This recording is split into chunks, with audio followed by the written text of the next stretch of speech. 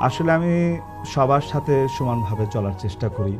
পরিচালক ভাইদের সাথে, প্রযোজক ভাইদের সাথে, সবার সুখ-দুঃখের সাথে আমি। আমাকে যেই ডাকে না কেন ভালো কাজের জন্য তারা আমাকে পাশে পায়।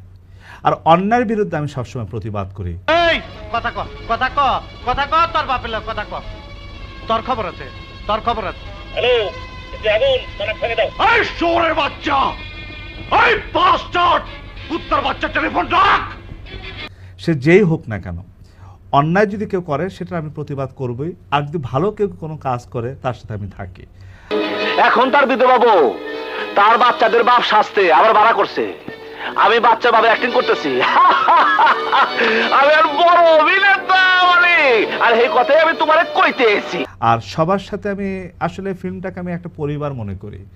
কাউকে ভাই মনে করি, কাউকে বাবা মনে করি, কাউকে মা মনে করি, কাউকে বোন মনে করি।